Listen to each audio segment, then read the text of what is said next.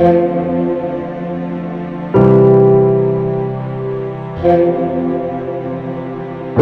वहाँ पर चंद कौन से लोग हैं जो हमारे लोगों को वहाँ पर मजबूर कर रहे हैं कि घर खाली करके जाएं, उनको बेच करके जाएं और बुद्ध को नहीं मानने दे रहे हैं, बाबा साहब को नहीं मानने दे रहे हैं। तो यहाँ कहीं ना कहीं पर हमें सोचना पड़ेगा। हाँ देखिए, मैं तो अपने लोगों को कहता हूँ ना, जो SC/ST के लोग वहाँ जाते हैं उनको बहिष्कार करना चाहिए, वहाँ नहीं जाना चाहिए, क्योंकि इन मुस्टंडों के पास जाके कोई फ़ायदा नहीं, कुछ मिलने वाला नहीं है। इनके पास ना ज्ञान है ना कुछ है, कम इनको कुछ भी देने को नहीं है, उल्टा ही आपका अपमान कर। देखिए ऐसे तो बहुत सारे घूम रहे हैं, सैकड़ों इस धरती पे घूम रहे हैं कि जिन्होंने 5000 साल से भी सबके डायरेक्ट भगवानों ने वो कार्यक्रम बनाए थे, वो संविधान बनाए थे, जिससे कि इस देश के बहुमत लोगों को अछूत बनाया गया, उनको शिक्षा से वंचित रखा गया, उनको मानवीय अधिकारों से वंचित रखा गया। अगर वो इनके ये तो कह रहे हैं छूने की बात कर रहे हैं, अगर गलती से कहीं दूर से उनके वेद कुरानों के वो शब्द भी सुन लिए तो हमारे अछूतों के ऊपर तो इन भगवानों के राज में है, उनको पिघला शीशा डाल दिया जाता था। अगर परछाई से वो हो जाए तो वो 50 बार नहाता था, उनको दंड देता था। अगर इन भगवानों के नाम ले लिए जाएं तो उनकी जबान काट दी जाती थी। तो आज जो हमारे लोग जा रहे हैं वो उनको समझना चाहिए कि भाई तुम्हें इनके पास जाने का जो अधिकार है संविधान ने दिया है, जो 5000 साल बाद लागू हुआ, तो इसलिए उस व्यवस्था को आप पूरी तरह से बहिष्कार करो और संविधान को पढ़ो, संविधान चालीसा पढ़ो। हमने 40 अनुच्छेद संविधान के, जो SC/ST के, इसके गरीब मजदूर वर्ग के, महिलाओं के हक के, और जो आर्थिक रूप से कमजोर जनरल भी हैं उनके अधिकार के, पिछड़े वर्ग के जो 45 हम जो संविधान में अनुच्छेद हैं, जो उनके मूल अधिकार हैं, फंडामेंटल राइट हैं, उस पर हमने काम कर रहे हैं।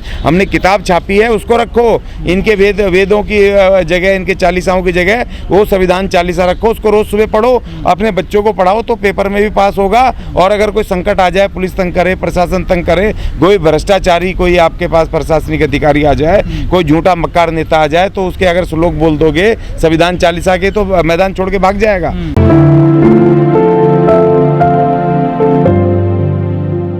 देखिए, ये जो लैक ऑफ यूनिटी है जो SC/STs में, और जो दूसरे अल्पसंख्यक वर्ग हैं जिनको कि सामने आना चाहिए और SC/STs की मदद करनी चाहिए, जैसे ज्ञानवापी मामले में जिस तरह से डॉक्टर रतनलाल जी ने जिस तरीके से मुस्लिम पक्ष के फेवर में अपनी बात रखी, उस तरीके से मुस्लिम पक्ष को सामने आना चाहिए था, जो नहीं आए। और इसी तरीके से जिस तरह अलीगढ़ में जो सांगवन सोसाइटी है, जिसमें कि पूरे बोर्ड लगे हुए हैं कि इसको दलितों के मकान बिकाऊ हैं, खरीदने हैं, जबकि वहाँ पर अलीगढ़ में अनुसूचित जातियों का बहुत भारी जमावड़ा, ऐसा नहीं है। वहाँ पर मैं खुद गया हूँ, वहाँ वाल्मीकि समाज, जाटव समाज बहुत भारी संख्या में है, और वहाँ पर मुस्लिम समाज भी बहुत भारी संख्या में है। अगर वहाँ पर कौन लोग हैं, चंद लोग अगर वहाँ पर बुद्ध पूर्णिमा नहीं मनाने दे रहे हैं, या वो उसको डॉक्टर अम्बेडकर जयंती नहीं मनाने दे रहे हैं, तो इसका मतलब है कि कहीं ना कहीं हम खुद से एक नहीं हो रहे हैं। और सरकार जो है, जो इंस्टीट्यूशंस का गलत फ़ायदा उठा करके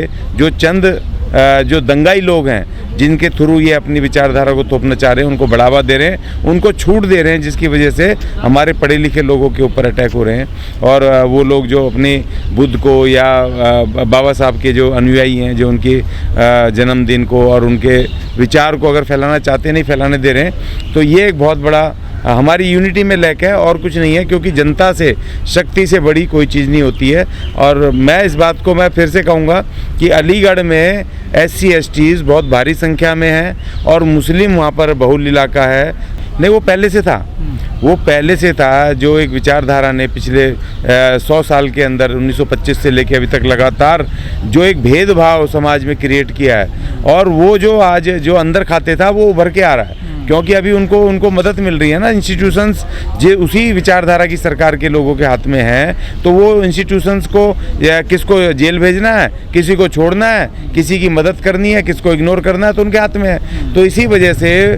वो अब उसका फ़ायदा उठा रहे हैं, और चंद दंगाई लोग जो उसमें उन विचारधारा के समर्थक है, कहीं भी आके किसी को पीट देते हैं, कहीं पर भी आकर के दंगा कर देते हैं, किसी भी हमारी महिला पत्रकार के ऊपर, वो बहुजन पत्रकार के ऊपर वो हाथ डाल देते हैं, छाती पर हाथ डाल देते हैं, बताओ। और पुलिस खड़ी है, महिला पुलिस खड़ी है, और वो सामने से निकल के भाग जाते हैं। तो ये इंस्टीट्यूशंस का दुरुपयोग हो रहा है, और उनको कह दिया गया है कि भाई अब इनको, जो लोग दंगाई हैं, हमारी विचारधारा के, इनको कुछ मत कहो। और जो लोग पढ़े लिखे लोग हैं, जो संविधान को फॉलो करने वाले लोग हैं, जो संविधान का नाम ले उसी को जेल में डाल दो, उसी को प्रताड़ित कर दो। तो ये हो रहा है इंस्टीट्यूशन, संविधान पर हावी हो रहे हैं। वो संविधान पे तो हावी नहीं हो सकते, लेकिन इंस्टीट्यूशंस की सरकार उनके हाथ में आ गई ना, तो उस जो पुलिस का जो काम होना चाहिए था स्वतंत्र रूप से, जो दंगाइयों को, संविधान के विरुद्ध बोलने वालों को जेल भेजना चाहिए था, तो वो नहीं हो पा रहा है। अब एक वहाँ पर अम्बाला में शपथ ली एक सुदर्शन टीवी के मालिक ने बहुत सारे 50-60 लोगों को लेकर के संविधान के खिलाफ, और वो खुला घूम रहा है। तो इसका मतलब ये है कि यहाँ पर जो संविधान के विरुद्ध काम कर रहे हैं वो खुले घूमेंगे, और जो संविधान के पक्ष में, संविधान बचाने के लिए, संविधान लागू करने की बात कर रहे हैं, उनको जेलों में डाला जाएगा। तो दूसरे शब्दों में अब उसने छुआछूत को उसने माना तो ना, अछूत छुआछूत है। अछूत का मतलब ये है कि भारत के अगर जब भारत का संविधान लागू हुआ था तो उसने कह दिया था आर्टिकल 17 में कि भाई छुआछूत खत्म की जाती है। तो अगर कोई एक ब्राह्मण या कोई एक ऐसा पुजारी या कोई भी कथावाचक अगर वो ये कह रहा है कि मेरे को मत छू, मैंने देखा वो वीडियो, वो आ रहा है बेचारा, एक आदमी आ रहा है, उसको कह रहा है मुझे मत छूना, मैं अछूत हूँ, और फिर एक आदमी आकर के उसको खींच रहा है, तो वो इसका मतलब कि छुआछूत है। और वो छुआछूत के जरिए अब उसने कह दिया तू अछूत है, तेरे को मेरे से दूर रहे, वो तो कह नहीं सका, उसने अपने आप को कह दिया। कथावाचक है पंडित। देखिए नहीं, बात एक ही है, उसने अपने आप को अछूत कहा तू मुझे मत छू, क्योंकि डायरेक्ट उसको अछूत कहेगा तो SC/ST एक्ट लग जाएगा।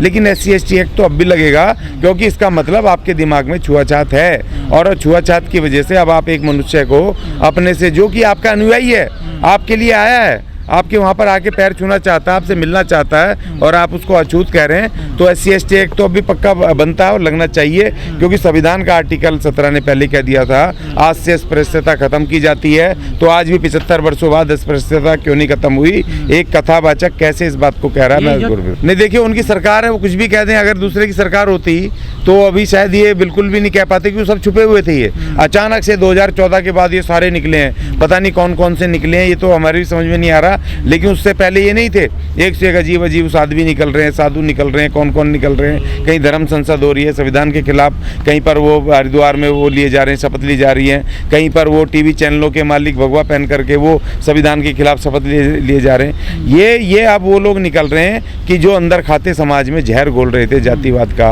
और संविधान के विरुद्ध जो जहर घोल रहे थे, वो लोग अब सामने आ गए, क्योंकि उनको लग रहा है कि उनकी सरकार इन इंस्टीट्यूशंस का, भारत की संविधानिक संस्थाओं का दुरुपयोग करके उनको प्रोटेक्शन दे देगी और उनको बचा लेगी।